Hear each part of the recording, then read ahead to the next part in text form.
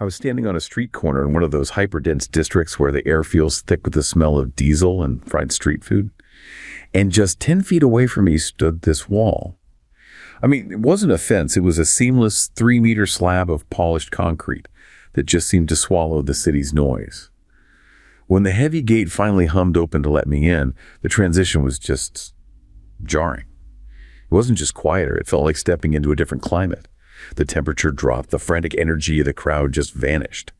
And I found myself in this courtyard where a decorative fountain was splashing water with a kind of expensive, reckless abandon. I was meeting a contact who lived there, a man who spends his days in global finance. And as he gave me a tour of his micro-enclave, he didn't point out the security cameras or, the reinforced glass. Instead, he took me to a basement room filled with humming servers and this massive battery array. He told me, "We're totally off-grid." And his voice had this strange, quiet pride.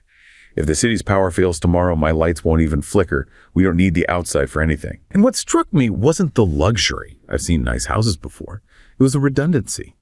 This man was paying a fortune to replicate systems, water, power, security, that already existed just outside his wall. He wasn't just buying comfort. He was signaling that he had the resources to survive a collapse that hadn't even happened yet. Looking at him, standing there in his perfectly curated garden while the muffled sirens of the megacity wailed in the distance, I realized I wasn't looking at a modern apartment complex. I was looking at a fortress built by a prehistoric brain, a high-tech tribe of one trying to solve a biological problem with architecture. And it really made me wonder, why are we spending billions to build these defensive archipelagos inside our own cities? And what happens to the rest of us when the people inside decide they no longer need the world outside that gate? That whole story, the 3-meter concrete wall, the pride and complete redundancy, that is the perfect place to start for our deep dive today. It just captures the whole feeling, doesn't it? It really does, because today we are unpacking this phenomenon, this widespread and accelerating trend of building these self-contained, high-tech defensive communities. Right.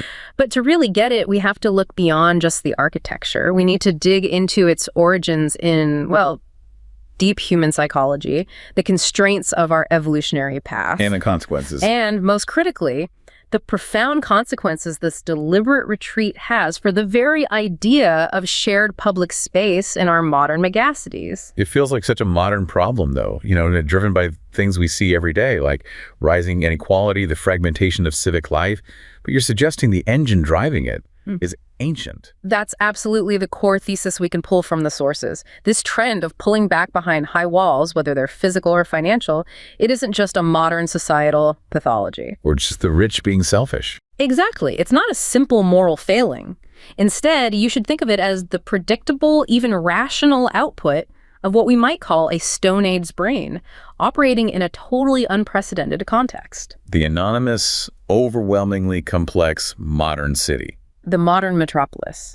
The brain is trying to use these ancient, successful decision rules for security and status, but the sheer novelty of the urban environment means the output is often, maladaptive on a systemic level. And that maladaptive output is the high-tech fortress. That's the fortress popping up in every major city. Okay, let's really unpack that psychological tension.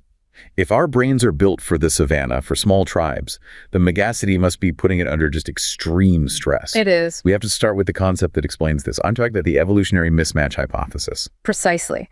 This hypothesis is absolutely essential to understanding any of this. Evolutionary psychology basically posits that our cognition, our emotions, our behaviors, they're all products of these complex psychological mechanisms. Software, basically. Ancient software, yes. And these mechanisms evolved over hundreds of thousands of years to solve recurrent challenges. Survival, reproduction, all in ancestral environments. So you have to picture small hunter-gatherer bands. Intimate, stable social groups. Highly stable groups where your reputation was everything. And the main threats were, physical or tribal. Very clear-cut. But the modern city is the polar opposite of that stable band. It is radically different, not just in scale, but in the sheer quantity, the intensity, and the fitness associations of social input you get every single day. And this massive divergence is what creates the evolutionary mismatch. When those psychological mechanisms that ancient software receive input so vastly different from what they were designed for, they often produce what we'd call maladaptive outputs. Even if the brain is following its original instructions perfectly. Even when the underlying decision rules are followed to the letter, yes. We often use the sugar analogy for the physical body, right? Our bodies evolved to hoard scarce sugar, but now we're confronted with mountains of it, Right. and it leads to diabetes. Right. How does that same logic apply to our social brain in the city? It translates into social and cognitive overload. I mean, our brains evolved to efficiently manage, about 150 stable social relationships? Dunbar's number. Dunbar's number, yeah. Now think about a city dweller. You're bombarded daily with thousands of anonymous faces, fleeting interactions, constant low-level threats from traffic, crime, financial instability. The brain tries to apply its software for managing trust and status within a tribe of 150 to a metropolis of 10 million. It's impossible. The system just crashes. The system crashes. So the defensive community trend is essentially the brain screaming, I cannot process this volume of low-trust information. I have to revert to a manageable tribal scale. That's the psychological driver. Yes. The defensive community is a large-scale stress response. It's an attempt to artificially reconstruct those primal pillars of security, those clear, discernible status hierarchies that just get totally drowned out by the chaotic anonymity of the city. So the micro-defensive community, with its walls and its social exclusivity, is just architecture trying to fix a biological problem. It becomes the architectural manifestation of using our evolved psychology of, say, territoriality and tribal affiliation to create a local, secure patch against the overwhelming vulnerabilities of the city. This idea of an inherent stress response, it really echoes that classic and, I should say, controversial work on social density. Makes me think of John B. Calhoun's behavioral sink experiments. Calhoun's work, which he started back in the 1940s, was foundational for understanding the effects of crowding, of social density, which is the physical measure of individuals per given area. Right. He was looking at how that affected psychological health and social structures, but in animals. His experiments created these so-called mouse utopias. Utopias where the population could grow freely with unlimited resources, but in extremely dense conditions. Exactly. And what he observed was, well, it was chilling. I've read about it. It sounds nightmarish. He found that chronic overcrowding and social overstimulation, even when there was no starvation or disease, it triggered profound social pathologies. And he termed the most extreme version the behavioral sink. What kind of behaviors are we talking about? Rampant aggression, complete social withdrawal, a total breakdown of social roles. The details of that social collapse were particularly haunting, weren't they? They were. I mean, for instance, you saw the complete dissolution of maternal behavior. Mothers would abandon their young or fail to protect them. And then there was this phenomenon of the beautiful ones. Beautiful ones. These were male mice who just completely withdrew from all social interaction. No reproduction, no defense. They just spent their time grooming, totally isolated from the chaos of the sink. It was the ultimate pathological social withdrawal. An inability to cope with the sheer number of forced interactions. So if the defensive community is a solution, it's an architectural fix to avoid that sink. It's a way to deliberately downsize your social world to a scale the brain can actually handle. Exactly that. It's an attempt to reduce the sheer, overwhelming number of forced social interactions, to scale down the social environment to what you could call a cognitively manageable scale, a place where individual reputation and control can actually be restored. Now, making that jump from mouse utopias to grand claims about human society, that's where the controversy really ignited. Absolutely, and rightly so. Early researchers, in the wake of Calhoun, they tried to map those animal pathologies directly onto human society, and they used some deeply flawed and contentious proxy measures. Like what? Well, they looked at things like venereal disease rates or divorce rates to measure sexual deviancy, and they used public welfare rates to measure a breakdown in maternal behavior in dense urban areas. That sounds incredibly simplistic. It was simplistic, it was often racially biased in its application, and it stirred up profound controversy. It became clear very quickly that you can't reduce human social complexity to animal models based purely on physical density. And the crucial psychological pivot point came with the work of Jonathan Friedman in the mid-70s. Yes. Friedman's experiments were key. He worked with groups of high school and university students, and he systematically measured the effects of high density on human behavior, aggression, discomfort, task performance. And he found nothing. He consistently found no appreciable negative effects that were directly attributable to density itself.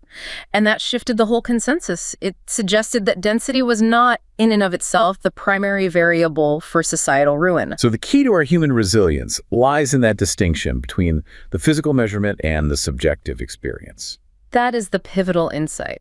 We have to rigidly distinguish density from crowding. Density is just the objective physical measure, the number of people per square foot. But crowding? Crowding is the subjective response to density. It's determined by these complex social and psychological factors, things like an individual's desired level of privacy and, most vitally, their perceived ability to control the situation and minimize unwanted interactions.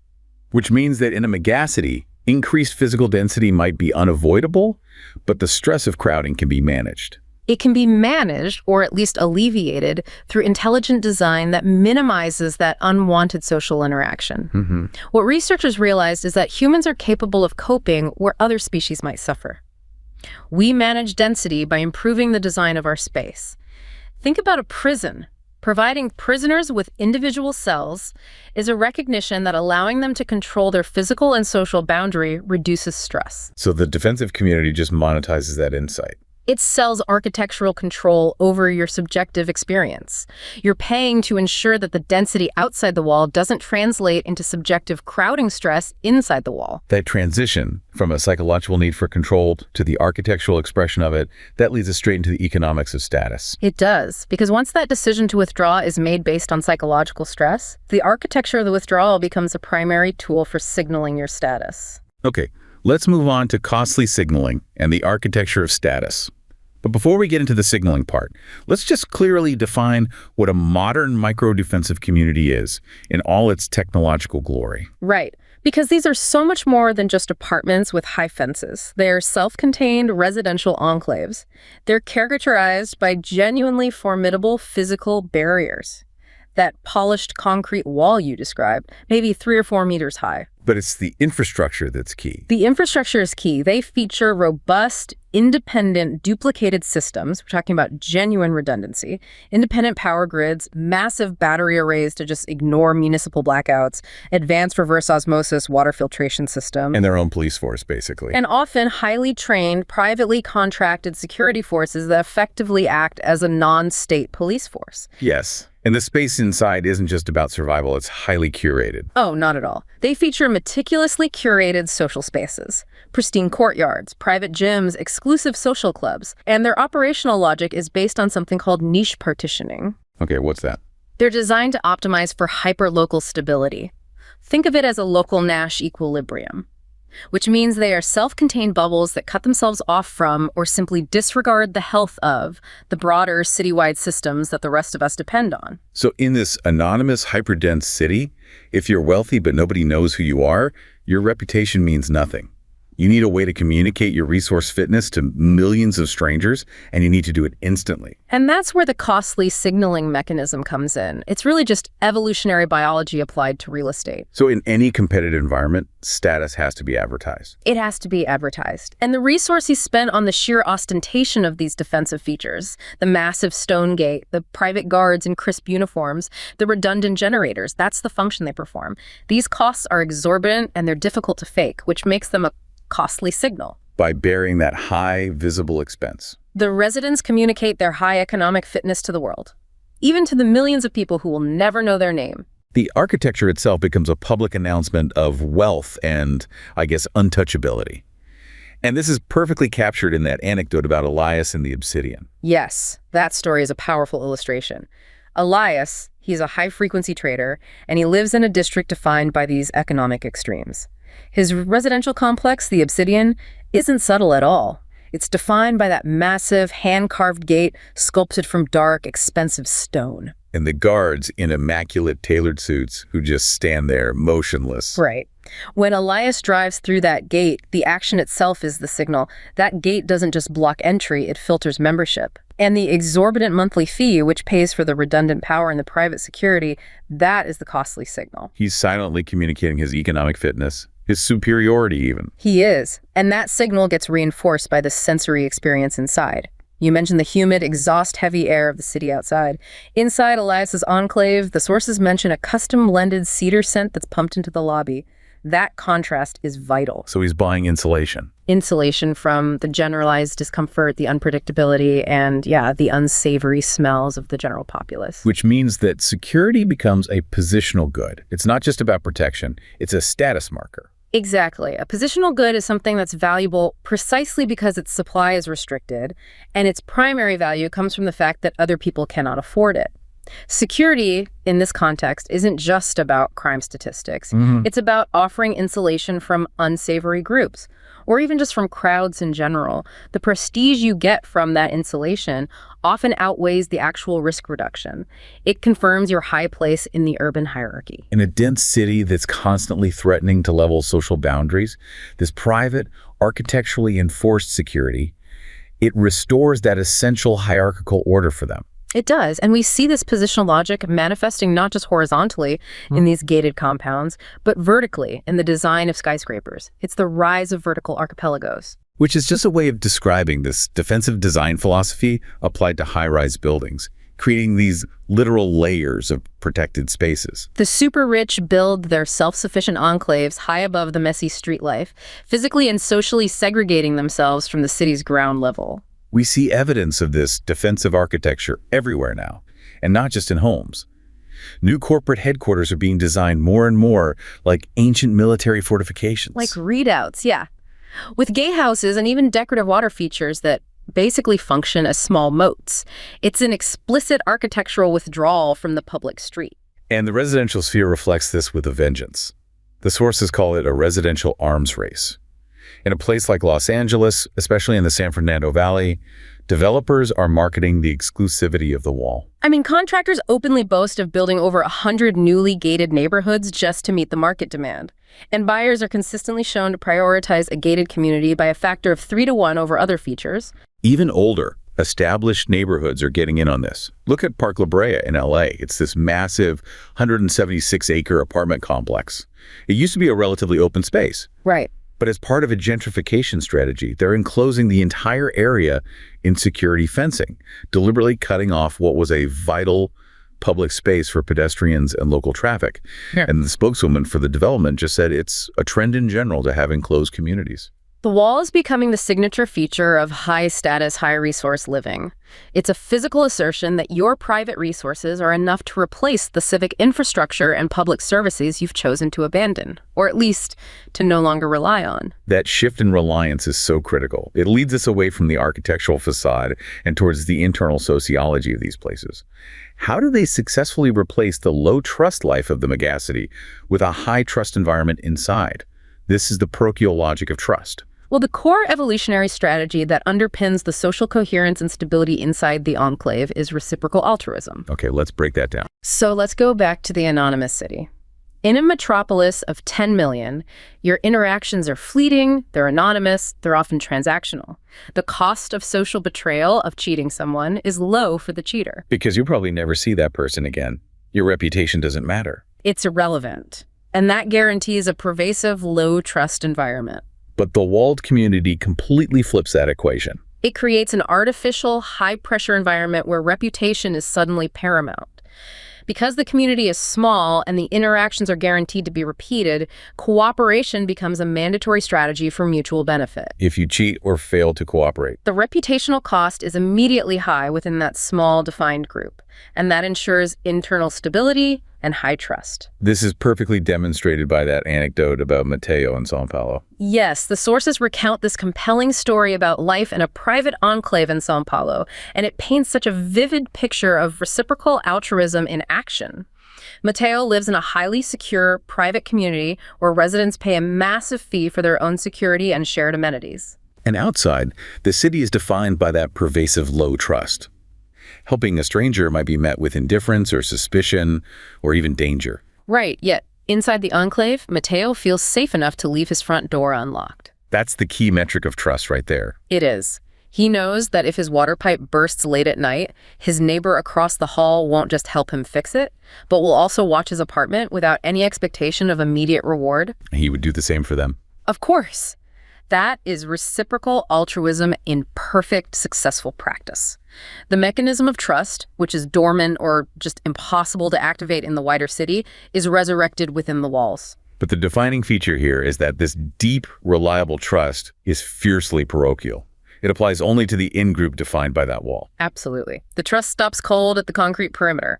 The physical wall is intentionally built to function as this powerful psychological barrier, cementing in-group, out-group bias. By creating that clear, tangible line between us, who are trustworthy, and them, the vast, anonymous outgroup. It activates these deep-seated cognitive modules for what we call coalitional psychology. Which means resources, time, attention, social capital, money, are automatically hoarded for the in-group. That's the default setting. The entire rest of the metropolis is treated as a secondary concern.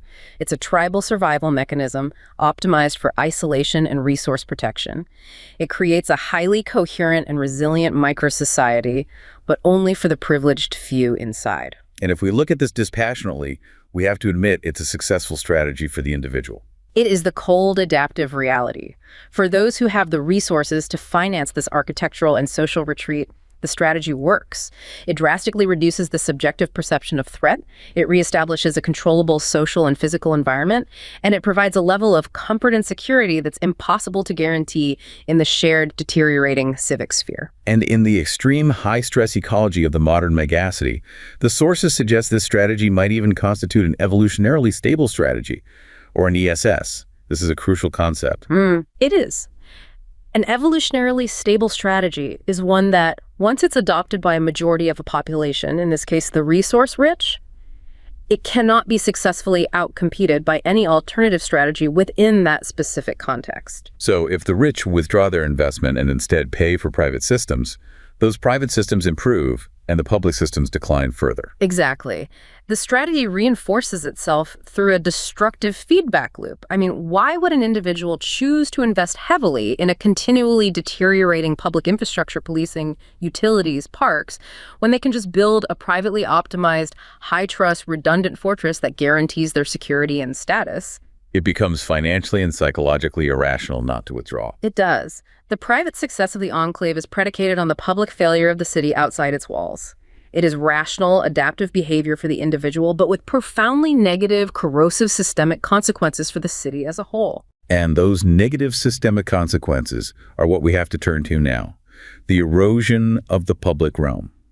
Because if the successful adaptive strategy is withdrawal, the inevitable result is the systematic destruction of accessible public space. The withdrawal of high-income residents, and crucially their financial and civic investment from the public sphere, it's a harrowing index of the devaluation of our shared areas. When municipal policies actively support the massive privatization of space or they subsidize new, exclusive enclaves, it just accelerates the decay of the existing public infrastructure. The city is left with fewer and fewer resources to maintain the commons. And the consequences are severe. It creates what many urbanists have termed the South Africanization of spatial relations in the city. An increasingly brutal, architecturally enforced separation, where genuinely democratic space is becoming, well, all but extinct. This separation is manifested through the active engineering of exclusion, particularly in spaces that are nominally public but are functionally private. And we see this most clearly in the phenomenon of intentional exclusion in public-private spaces. Let's start with parks. Formerly, public parks are increasingly run by private organizations, which operate with a very different mission than a municipal parks department. Right, like the Central Park Conservancy in New York or the Bryant Park Restoration Corporation. Exactly. These private entities are often vastly better funded than the city's official parks department, and that gives them immense control over policy, design, and most importantly, who gets to use the space. And their focus isn't on universality. No, it's on creating orderly, controlled retreats designed specifically for an appropriate public office workers, tourists, upper-class residents. The famous transformation of Bryant Park in Midtown Manhattan is a key case study here. It was once plagued by crime, used by drug dealers and loiterers. And when the Bryant Park Restoration Corporation took over, they didn't just add flowers, they implemented these strategic urban design principles, often based on the work of William White, but with a very exclusionary twist. They lowered walls, they leveled the ground, they added desirable amenities like high-end food kiosks. It was described as pacification by cappuccino. A great phrase. The strategy wasn't to police the entire park equally, but to make the space so attractive and so densely populated by the desired clientele that there was simply no physical or social room left for the undesirables. And this curation was enforced by their own private security guards. It was. And the definition of undesirables was generally expansive. It covered the homeless, street people, anyone engaging in unsolicited political activity. The message conveyed through this private stewardship is unmistakable. Public space is increasingly seen as an object of visual consumption, usable only by a comfortable, paying public. But the exclusionary logic gets even more cynical when we look at exclusionary plazas, the privately owned public spaces, or POPS. Hi, yes, the POPS. Developers build these to earn zoning bonuses.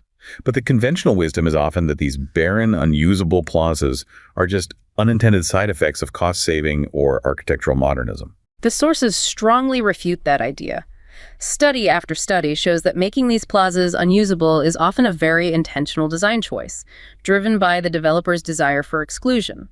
They get a public subsidy, the zoning bonus, but then they deliberately design the space to minimize its use by the general public. Especially those who might linger or appear threatening to corporate tenants. Exactly. Let's zoom in on the specific techniques of this architectural exclusion. The example of the Alliance Capitol Building Plaza at 1345 6th Avenue is perfect.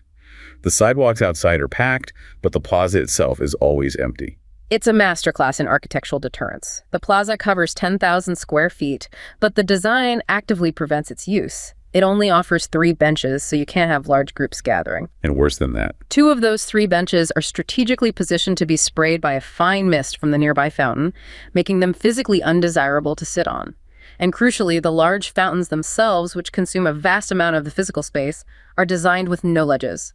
Sitting is impossible. so half of that 10,000 square feet is literally off limits under water or mist. It is. This is a cynical application of architecture to define, through negative space, who belongs and who is excluded. And planners involved have confirmed that building owners deliberately sought an environment that encouraged brief admiration of the structure, but actively discouraged lingering, complex social interaction or the presence of anyone who might be judged unsightly. This systematic effort to sanitize public space just highlights the deep and ongoing struggle for public definition. This contest over who is morally and legally entitled to use the shared space of the city. And this struggle is perfectly illustrated by the decades-long clashes over places like People's Park in Berkeley, California. That's where two fundamentally opposed visions of what public space even is just collide. The first vision is the activist vision. It sees public space as the ideal of the Greek agora.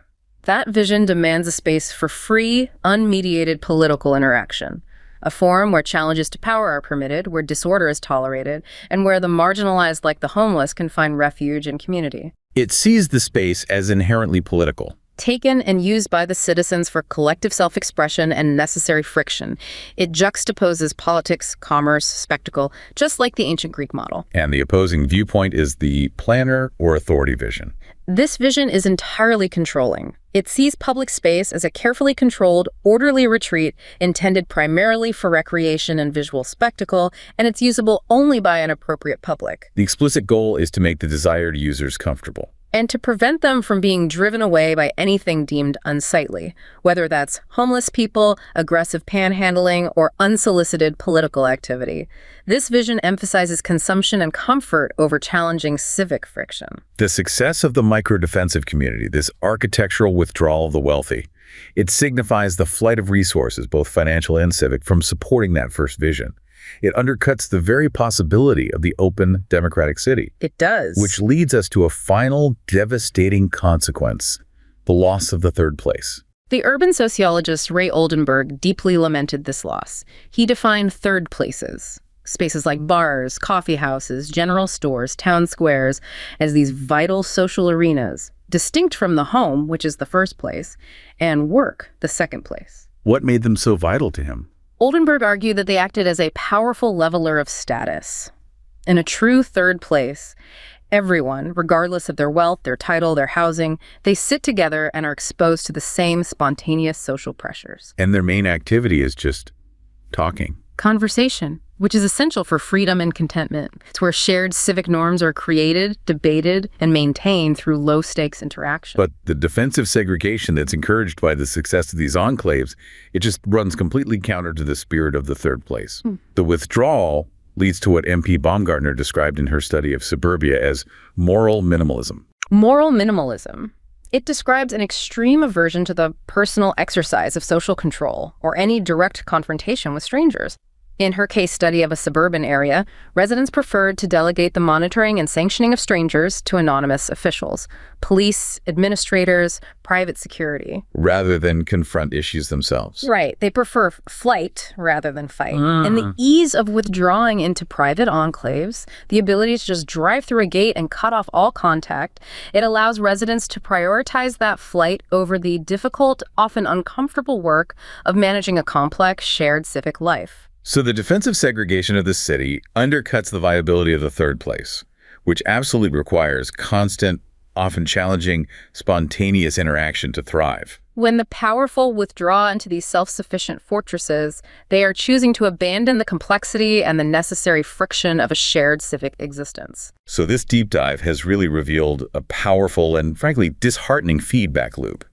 The social stress and anonymity of the modern megacity trigger this deep, ancient psychological need for control and tribal security. And the resulting solution, the micro-defensive community, is an evolutionarily successful strategy for the wealthy. It's effectively using ancient tribal logic to survive and thrive in this modern urban environment. And its individual success is directly predicated on eroding the spaces of shared, spontaneous civic life. Whether it's the BOPS plazas engineered for emptiness, the parks curated strictly for comfort, or the demise of the truly democratic third place. We started this with your story of a man showing off his off-grid server room, demonstrating that he no longer needed the city's shared infrastructure. When the wealthy use their resources not just for status, but for achieving absolute infrastructural and social redundancy, replicating power, water, and security systems entirely outside the shared municipal structures, it signals the definitive attenuation of the city's social contract. Historically, spaces like the medieval commons facilitated the collective pursuit of common goals that sustained the public realm. They required shared investment. The construction of these self-sufficient fortresses, therefore, represents a new form of enclosure law, where the powerful choose not to invest in or even need the system outside their walls, inevitably leading to the decay of the civic whole they have chosen to abandon.